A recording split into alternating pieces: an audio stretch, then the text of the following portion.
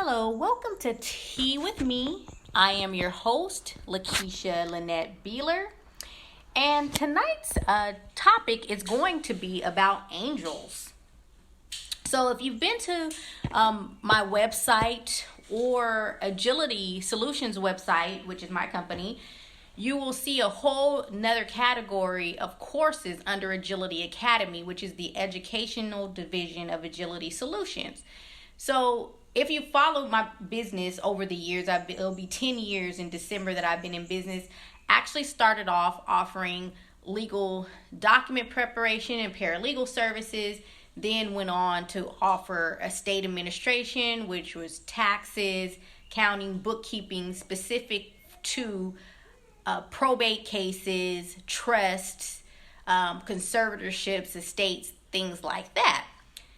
Also, CLE courses, which are continuing legal education courses for attorneys. I had a few that I had registered with the California State Bar, for attorneys to earn credits when they took those courses, and then also continuing paralegal education courses. And I had a few of those, not a few, I had almost, probably about 10 registered with NALA, which is one of the paralegal associations, so paralegals could get credit for those courses. But even outside of those, probably at now we're about 50 courses, certificates, programs specific for paralegals and also attorneys.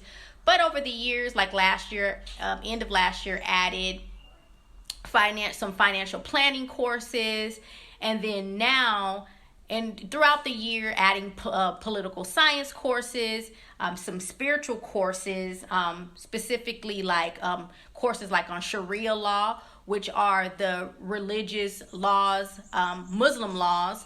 And then now recently adding courses on like numerology, like the metaphysics of numbers, which I've always focused on numbers, more the accounting and the financial planning, but more now like the metaphysical aspect of numbers. And even with angelology, the study of angels, I'll be focusing a lot on angel numbers.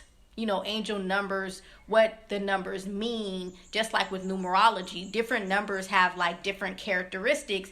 And when you understand that, it's similar to astrology, but it's a little bit more focused on, I would say,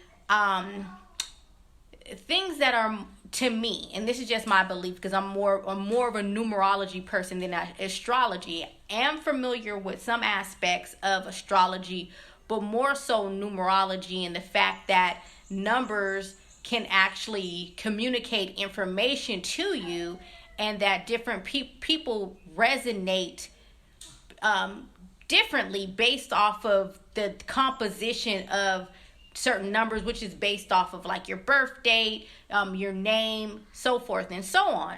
So anyways, now if you go to Agility Academy, what you'll find is that there are courses now on angelology. So tonight, what I want to kind of introduce the topic of angelology, this new category of courses, with talking about earth angels and where my interest kind of was peaked at, and my belief in angels, where it stems from. And also, again, if you haven't heard one of the podcasts before with the new direction of the company, where that actually is coming in at and how that all kind of ties together.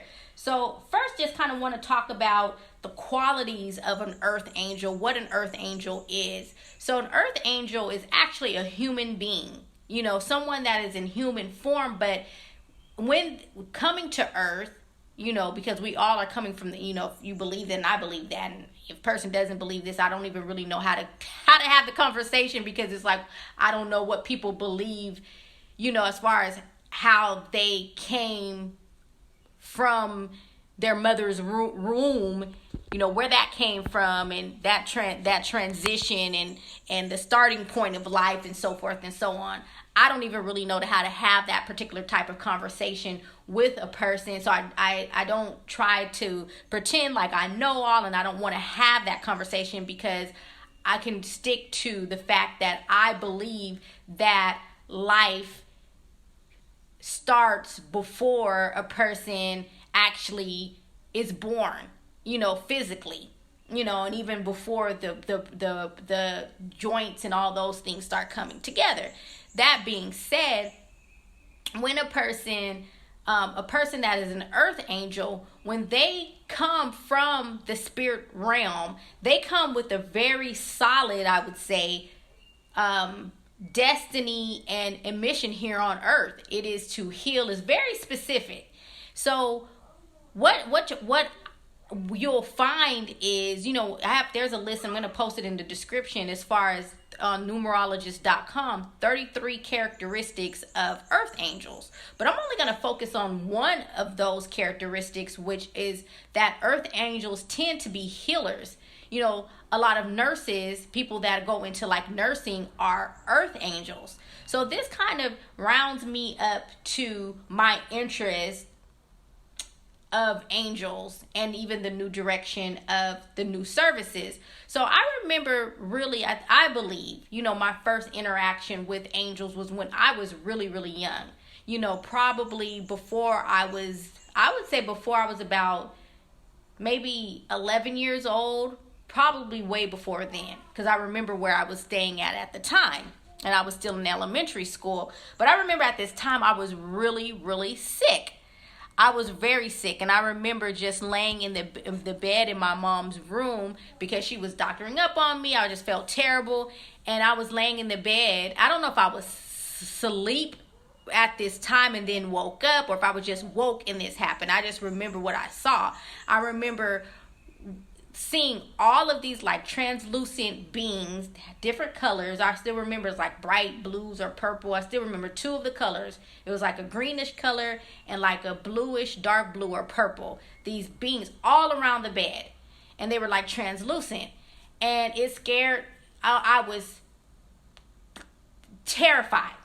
And I remember just jumping up out of the bed and running into the living room, or running out of the room where I was. I think I ran in the living room, but I just remember running out of the room to where my mom was, and I was scared.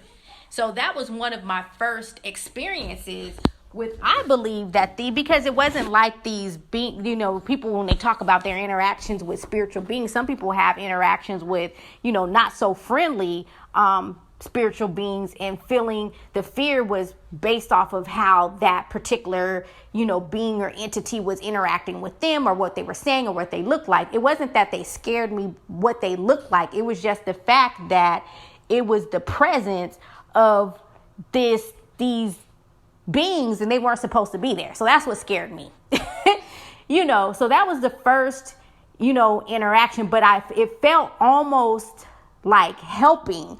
Almost, it wasn't fearful because of what was being said or what they looked like or whatever. It was not that. It was just like, okay, like, what is this? Who is this? What are these things? Like, I was afraid.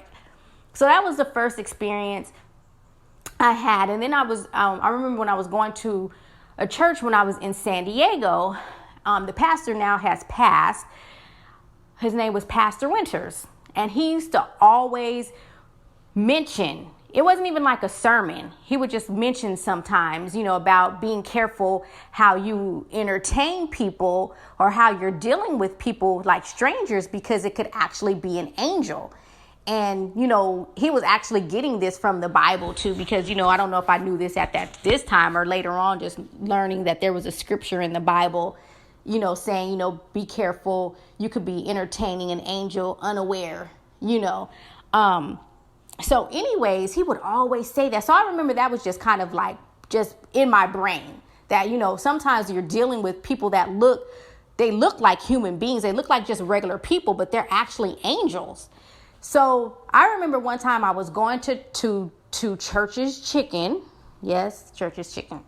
at that time, I know people that know me was like, really? I go back and forth between being a vegan, vegetarian, pescatarian to eating meat. But a lot of times when I'm making those changes is because of things that are going on. Like before I had my son, I was strictly raw food diet. I forgot for a period of time, because I was working with someone at the time, and that we're going through the process. We're going through this process of raw food diet. So I was raw food diet for, I think it was like a month or 3 weeks, and then after that I went strictly vegetarian. Not vegetarian, vegan. Up until the time that I got pregnant with my son, and then I believe it was up until I got pregnant with my son, if I can remember, strict vegan. But anyways, after that, when I was pregnant, I just, was concerned about any nutritional deficiencies, not really being that educated or pretty just uneducated, period, about like being pregnant and vegan and vegetarian diet. So I started eating meat again when I was pregnant. Then when I had him, I went back to being vegetarian. But then as he started getting older, again, concerned about any type of nutritional deficiencies, then I went back to eating meat. It was pescatarian for a while, which is fish, seafood and fish, and then, and eating meat. So again, people that know, it's like, okay, well, this, she just back and forth. But those are the reason why. It's always a reason why I'm doing that. And so at this time, I actually had not become a vegan or vegetarian. And so, I was at Church's Chicken again. And so I remember just being in the drive-thru, and this woman, she either was looking and or acting like either she was intoxicated or she was looking like she was homeless. Just pretty much one of those people that you probably should be concerned that, okay, why are you coming up to the drive-thru window? Like, first of all, because she wasn't in a car. She was actually on foot. And so I don't know, at this time, I don't know if I was praying for something specific or something was going on at the time. I think I was going to school, if I can remember, because my educational journey was very long. I started going to college at, I think, 19, when I had my daughter, up into, I got my MBA. I finished that. I don't know the math, but anyways, it was a long journey.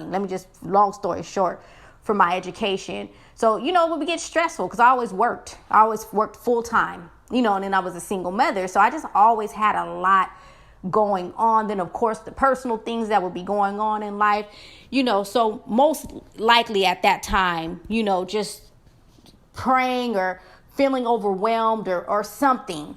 But anyway, I remember her going at the drive-thru. She either said something to me or she was speaking to the person at the window that worked there. But I knew what she said was for me.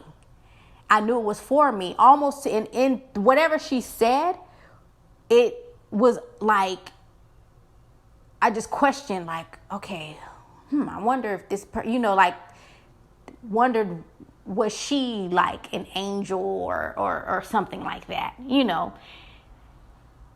And maybe not, because sometimes we get messages, of either confirmation or prayers or whatever it could be. It may not be an angel, it's just a human being. Some human beings just, messages can come any way that they come, So I just remember just at that time, just having the thought that, not to judge people, because you never know. And I think that was one of the messages that this particular pastor was talking about, like making sure we don't judge people, because you never know. And this is not about Christianity or anything like that. Because again, angelology is not the study of like angels in the Bible, because angels exist, period. It doesn't, they transcend cultures, they transcend religion, spiritual practice. Even if a person doesn't believe in God, like, it does not negate the fact that angels exist. A person may not believe it, but that does not negate the fact that angels exist. So this is not about that. I just want to kind of, say why that was so strongly in my mind, because, my spiritual belief system is very, very open, very, very diverse. I believe in God. I believe that, I don't put God in a box. I do not put God in a box. of how God works, who and or what God is. I just feel like that is not my duty or calling to determine who God is, how God works in other people's lives, so forth and so on.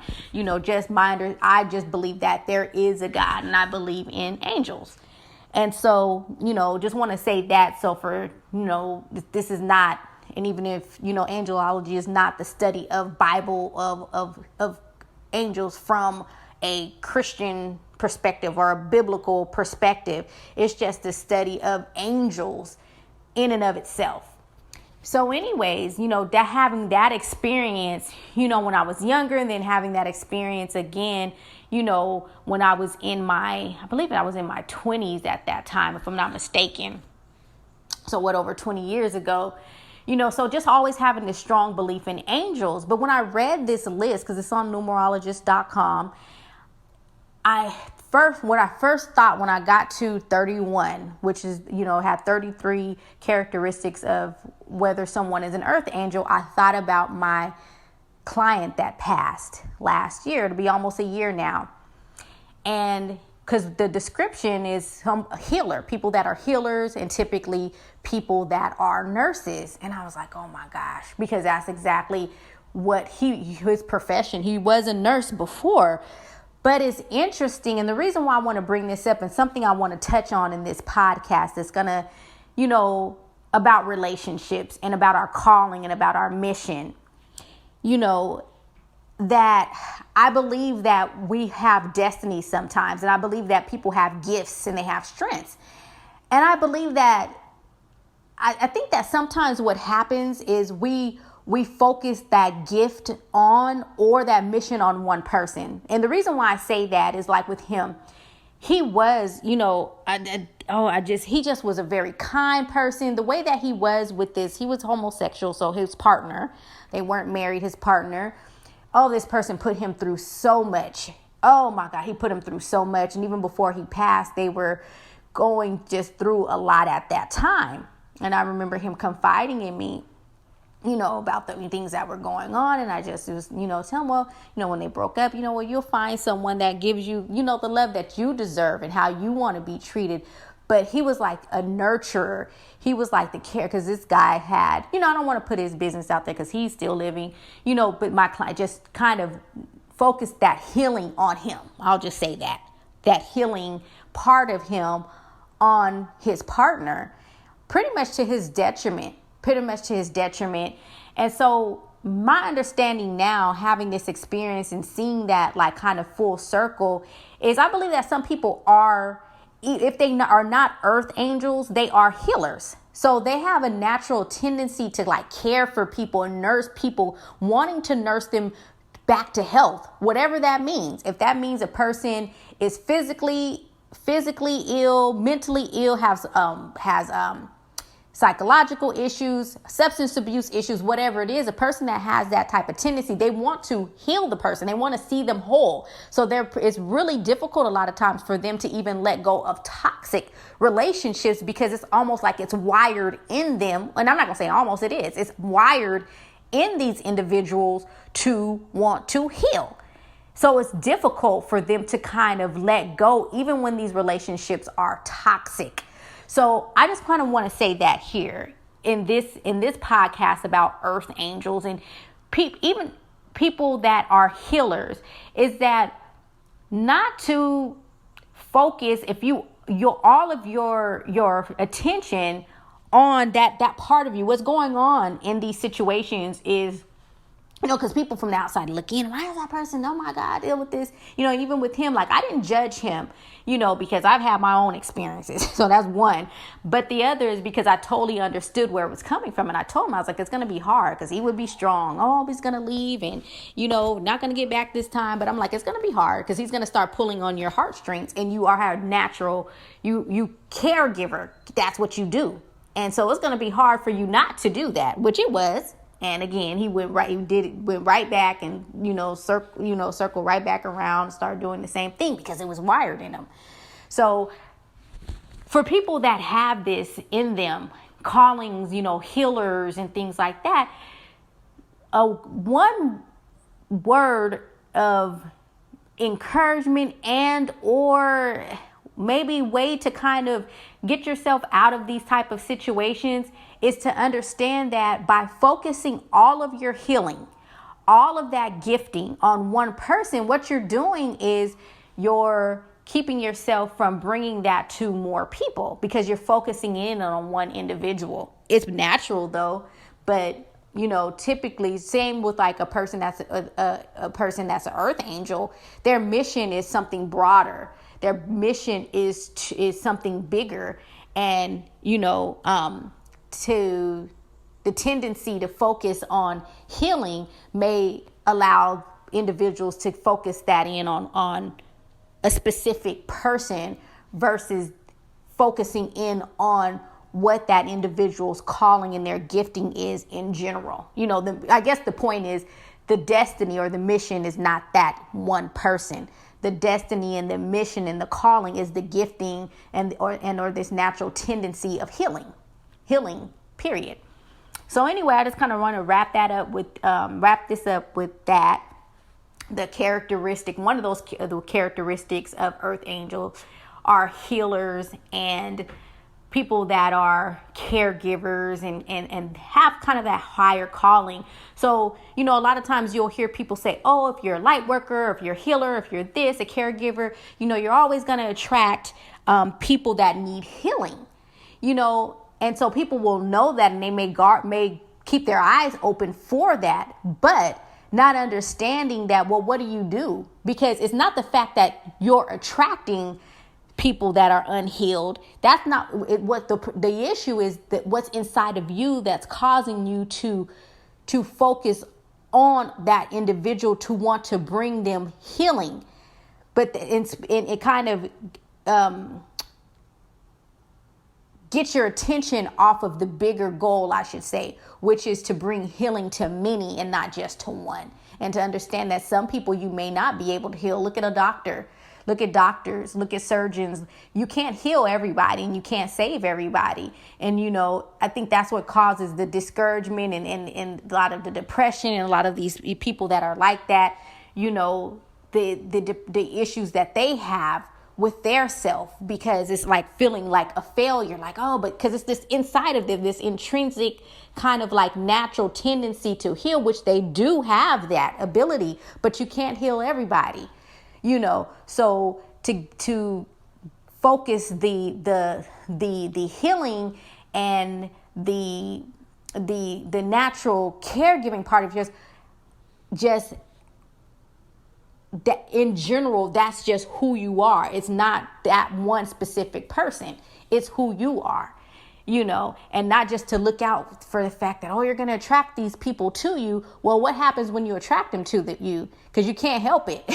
The thing is, how do you avoid getting entangled in these type of situations? And one way is to understand that it is your destiny, is your calling, it is your mission to be a healer of many, not to one. And you could get distracted when you focus all of that energy, all of that gifting on one person versus on the many. So anyways, I want to end it with that. Hopefully this was helpful. And also look into the description box, Mugwort Tea. I'm going to start posting more information about teas. It's starting to get a little bit cooler now.